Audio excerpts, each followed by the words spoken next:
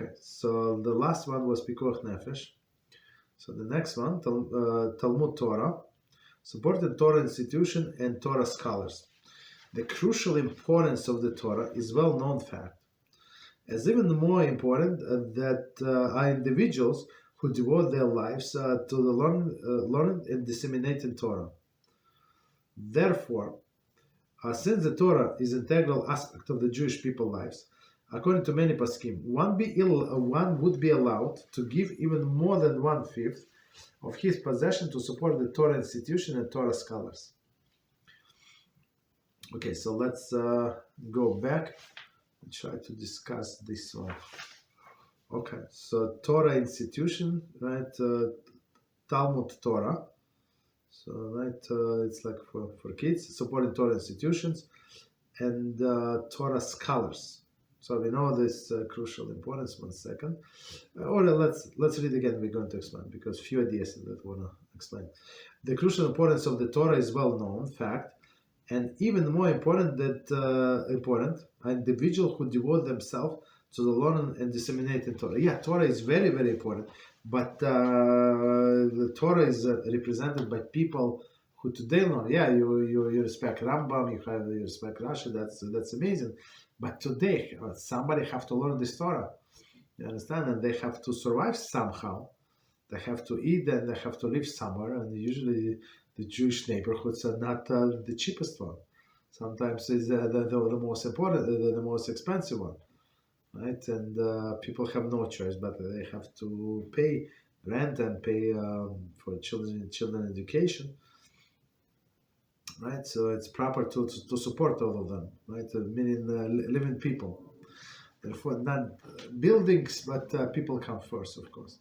Therefore, since the Torah is such an integral part, an integral aspect of the Jewish people's lives, according to many poskim, one will be allowed to give more than 1/5 of his possession to support the Torah institution and the Torah scholars. Of course, have to think about it. It's not obligation, but of course you're allowed. So we're talking about exception to this rule not to give more than 1/5. Next one, F, steady income. There is an opinion that an individual who has a job or steady income that is not in danger of losing, and after paying all of his expenses had extra money, may give those funds to Tzedakah, even though they exceed the 1/5 of earnings. The reason is that we are not afraid that he will become poor since he has a job or income. Okay, so I mean, very straightforward. Like if somebody has a more or less stable job, he knows that right, he's there. And he pays all of his expenses, so it's not an expense of the family, right? So I mean, it's I'm not talking about luxuries, whatever family needs, right? But if he has money and he can provide more, for example, for his wife, and right, so it would proper to do that, right? Not save in her expense and then give to tzedakah. If she's agreed, no problem. But if she's not, don't do that. Right. So in this case, right, there is no problem. You can give more than 1/5. Okay. Again, because of the steady job. So steady job is it's very like separate category.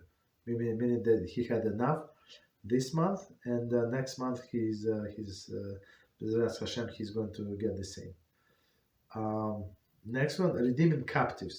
Pidyan Shvuim. One is permitted to even praised if he spends more than 1/5 of his wealth to redeem captives. Right. So then,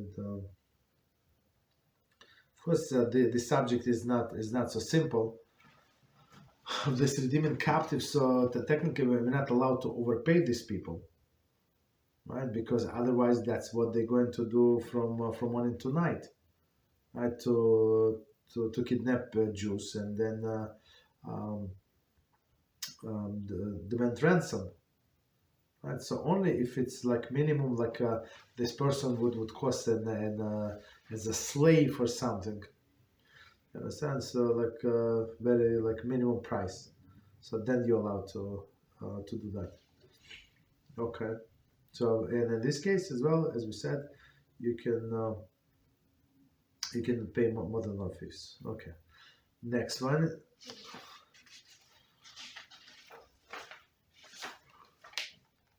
Money not earned.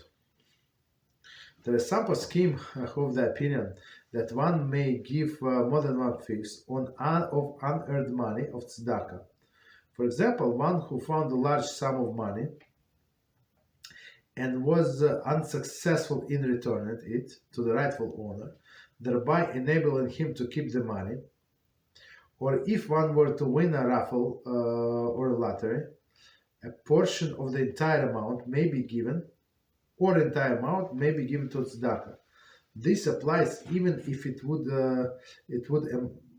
amount to more than 1/5. Okay. So there are a few cases here. Let's read again and we're going to explain. So the topic is money that not earned, meaning that even not earned money is in some sense it is an income, right? Something that income meaning that that person got, and even if somebody gave you a gift, technically we should give Maaser from that gift as well, right? So one more time, usually it's from money. It's only if you want to be very pious, so you give from articles also, from goods. Okay, so one more time. There are some poskim of the opinion that one may give more than 1/5 of unearned money to tzedakah. Okay, more than 1/5. For example, one who found a large sum of money and unsuccessfully returned it, right? So meaning, for example, there is no simanim, there is no like signs that somebody can identify this money. If it's in a wallet, there is an ID, yes. Or if it's some handwriting, or it was like specific bills, or they were folded specific ways.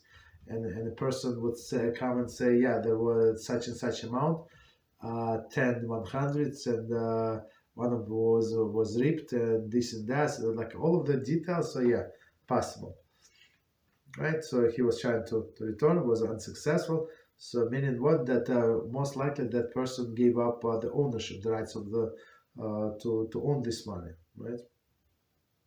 Okay.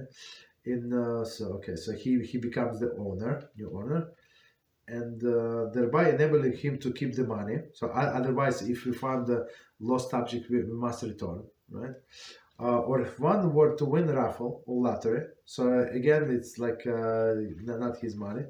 A portion of the entire amount may be given to tzedakah. So you're not obligated to keep it, right? If you found money, you can give everything to tzedakah. Right? You won some money in lottery, you can give everything to tzedakah. There's no problem. I mean, it's not, if you need something for your needs, yeah, of course you use it. But if you don't, like, there's no obligation. Okay, so continue. This even applies if he would, if the amount would be more than 1/5.